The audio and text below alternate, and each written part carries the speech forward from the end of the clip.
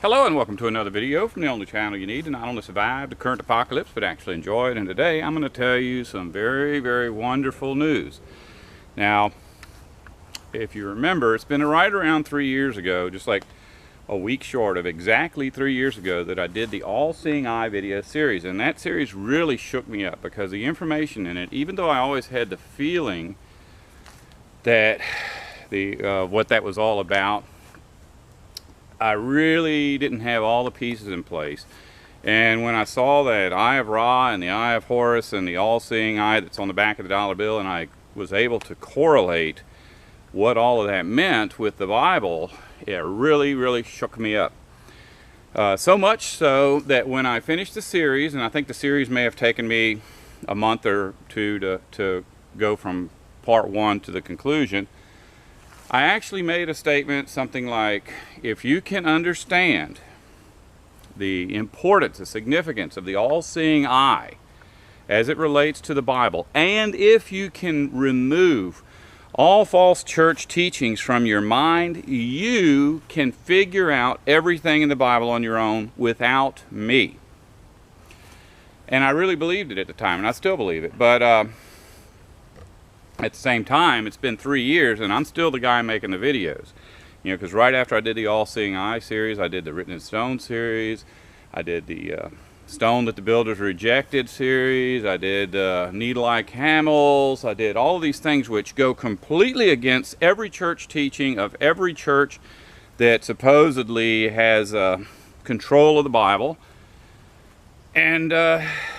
And they're all perfectly true, absolutely undeniably true. And you know, I've been preaching to people, I'm 52 or 53 years old now, and I've been preaching to people my whole life, and not a single person has ever listened.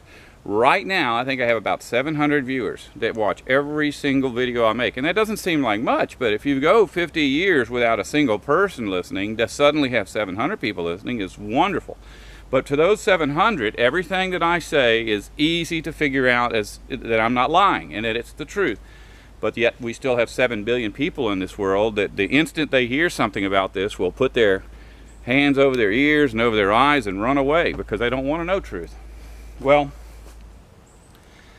I got on Skype yesterday with a man that seemed like, you know, one of my better subscribers. He knew a lot of things. He was just a very good person, very wise.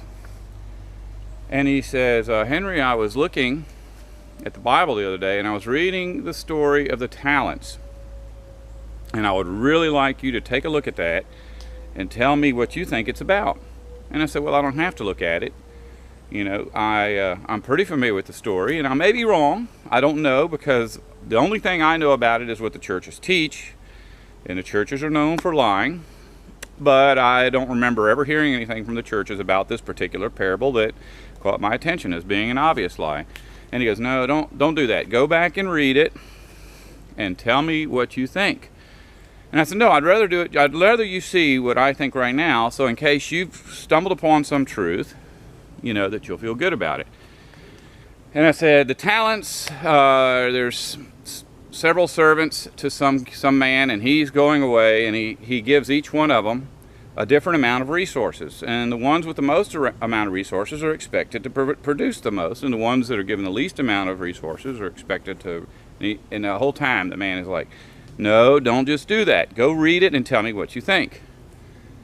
And I said, well, look, you know, that's the story, you tell me what you think. So he says, okay, there's a few scriptures in there that are really big obvious hints about what this is about. The one who's given the least amount of resources takes and buries his talent because he's scared of the king, and he says, I know you are an unjust and wicked man, and that you reap where you do not sow. And as soon as he told me that, I instantly knew that this parable, after all these years of believing that it's about Jesus and his Father, suddenly I realized this parable is about Satan and his control of civilization. And I said, this is all about Satan. He goes, well, I didn't take it that far. It's about the way that Babylon functions. And I said, you're exactly right. So this is the very first time that one of my subscribers was actually able to step away from religion get all of that out of his mind, put two and two together, and come up with a solution to what one of Jesus' parables means. And if you go back and look at it, there's two of them. They're two completely different parables. They're not the same occasion, and they're not the same story, but they're very close, and a lot of people think they are the same story. One is the story of the Minas, which is found at Luke chapter 19, verses 12 through 27, and the other is the parable of the talents, which is found at Matthew chapter 25 and verses 14 through 30. In both of them, it shows this king giving out resources to different people. And he gives them different amounts. One is given a whole lot of resources, one is given hardly any, which is very unfair, something that God wouldn't do. And then he goes off to secure rulership over a kingdom. Now, if you think about this, it instantly sounds like Jesus, because Jesus is the one that eventually was giving control of God's kingdom. But he's not the first. In the very first book of the Bible, Genesis, we see Satan wrestling away rulership of the kingdom, or rulership of the earth. And in the book of Job, which is about humanity and the world in general, it shows Satan actually going to heaven to get permission to put Job to the test. Of Job's humanity, he gets permission from God to put Job to the test. Basically, in that story, Satan is securing rulership of the kingdom. So that's what this thing is about. And then when he comes back, he expects to get back every single thing that the people gave him with interest. And so the ones who have a whole lot are giving back a whole lot. But the one who has only one says, you know, I knew that you were very bad, and so I hid the mina you gave me, or the talent you gave me. And in the beginning of the story, when this person goes off to be king, all of the servants say, we don't want this man to be king over us. He's evil. We don't want him. And it seems to me, or it used to seem to me, that that was talking about humanity not wanting to be ruled by Jesus. But it really was humanity realizing that Satan was going to mess them up. So there you go. So, and look, I could give you all the details, but I'd rather just go look at this yourself. It's going to be a real eye-opener. Matthew chapter 25, verses 14 through 30. Luke chapter 19, verses 12 through 27. And if that's not right, I think it is, just Google Minas, talents, and Bible, all at one thing, just those three words, and it will take you to page after page telling you exactly where to look this stuff up. Something that's very interesting that ties in, a video I did a while back about the sheep and the goats. I explained that parable where Jesus said he was going to be like a shepherd that separates sheep from goats is really a parable about Jesus separating Satan from his humans and his angels.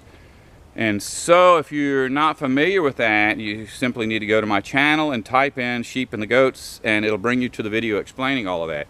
But in this series, this parable, one of the parables, it specifically says that this is the way the kingdom works. Satan is ruling over you, and if he gives you nothing, he still expects you to produce. He expects you to be a good consumer. But I will return as a shepherd who separates the demons from my flock. So he's like, why would Jesus associate this parable with removing Satan from rulership unless the parable was about Satan? Now see how that worked? And that's not from me. That's from someone who simply took the all-seeing eye, the information in the all-seeing eye video series, along with the other information that he's gotten from my other videos. He's emptied his mind of all church teachings, and he's reading the Bible as if it's a book he's never read before.